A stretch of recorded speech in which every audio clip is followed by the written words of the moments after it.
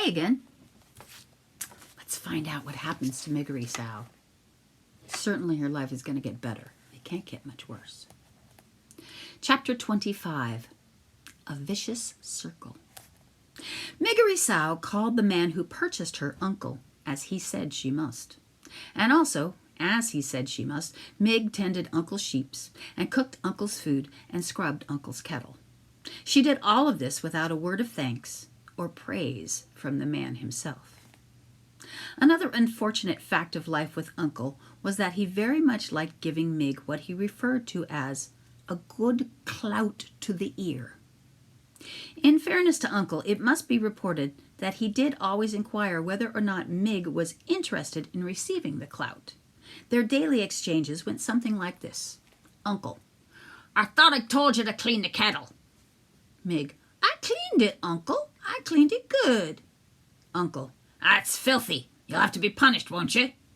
Mig: Gore, Uncle, I cleaned the kettle. Uncle: Are you saying that I'm a liar, girl? Mig: No, Uncle. Uncle: Do you want a good clout to the ear, then? Mig: No, thank you, Uncle, I don't. Alas, Uncle seemed to be as entirely unconcerned with what Mig wanted as her mother and her father had been. The discussed clout to the ear was always delivered, I'm afraid, with a great deal of enthusiasm on Uncle's part, and received with absolutely no enthusiasm at all on the part of Mig. These clouts were alarmingly frequent, and Uncle was scrupulously fair in paying attention to both the right and the left side of Miggery Sow. So it was that after a time the young Mig's ears came to resemble not so much ears as pieces of cauliflower stuck to the side of her head. And when they became about as useful to her as pieces of cauliflower, that is to say, they all but ceased their functioning as ears. Words, for Mig, lost their sharp edges, and as they lost their edges altogether and became blurry, blankety things, she had a great deal of trouble making sense out of anything at all. The less Mig heard, the less she understood. The less she understood, the more things she did wrong. The more things she did wrong, the more clouts to the ear she received, and the less she heard. This is what is known as a vicious circle. Miggery Sow was right in the center of it, which is not, reader, where anybody would want to be. But then, as you know, what Miggery Sow wanted had never been of much concern to anyone. Chapter 26, Royalty. Excuse me 1 second. A little water is a good thing. When Mig turned 7 years old, there was no cake, no celebration, no singing, no present, no acknowledgement of her birthday at all, other than Mig saying, Uncle, today I am 7 years old. And Uncle saying in return, Did I ask you how old you were today? Get out of my face before I give you a good clout to the ear. A few hours after receiving her birthday clout to the ear, Mig was out in the field with Uncle's sheep when she saw something glittering and glowing on the horizon. She thought for a moment that it was the sun, but she turned and saw that the sun was in the west, where it should be, sinking to join the earth. This thing that shone so brightly was something else. Mig stood in the field and shaded her eyes with her left hand and watched the brilliant light draw closer and closer and closer until it revealed itself to be King Philip and his Queen Rosemary and their daughter, the young Princess P.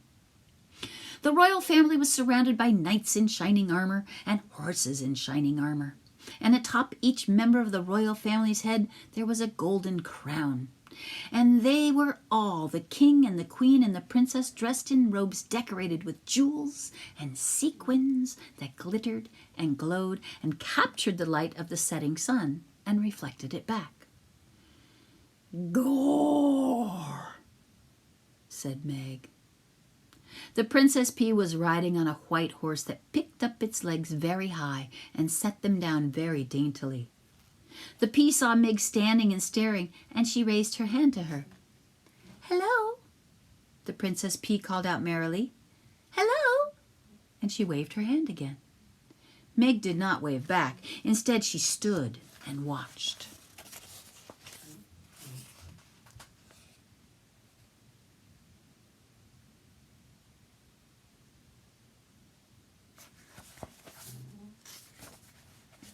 Open-mouthed, as the perfect, beautiful family passed her by.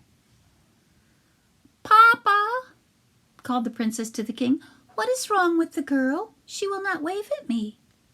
"Never mind," said the king. "It is of no consequence, my dear." "But I am a princess, and I waved to her. She should wave back." Meg, for her part, continued to stare. Looking at the royal family had awakened some deep and slumbering need in her. It was as if a small candle had been lit in her interior, sparked to life by the brilliance of the king and the queen and the princess. And for the first time in her life, reader, Meg hoped. And hope is like love, a ridiculous, wonderful, powerful thing.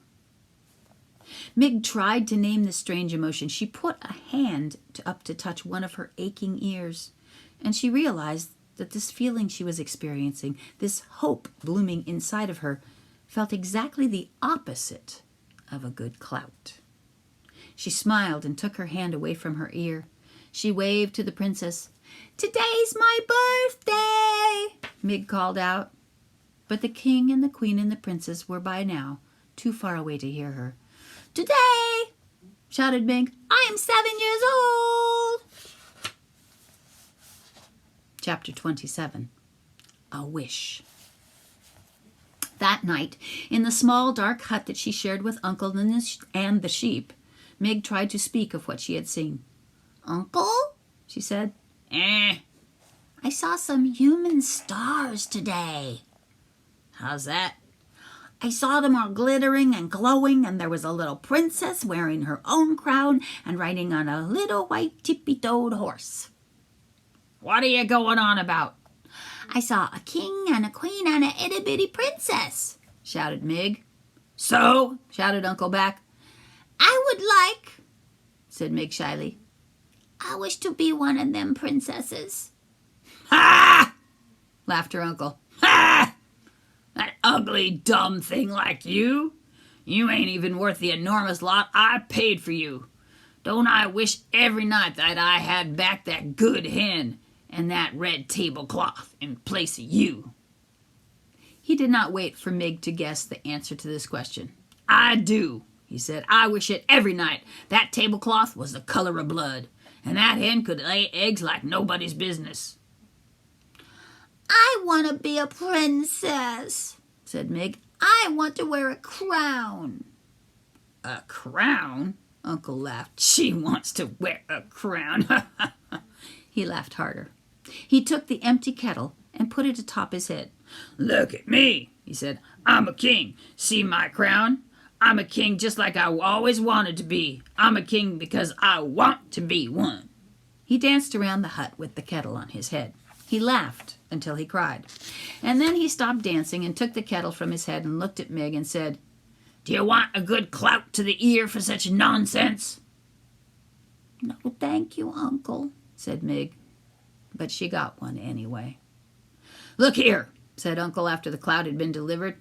"We will hear no more talk of princesses. Besides, whoever asked you what you wanted in this world, girl?" The answer to that question, reader, as you well know, was absolutely no one. Do you have time for one more? Let's see. Oh, it's kind of long. I think we'll stop there for today. And I'll see you next time.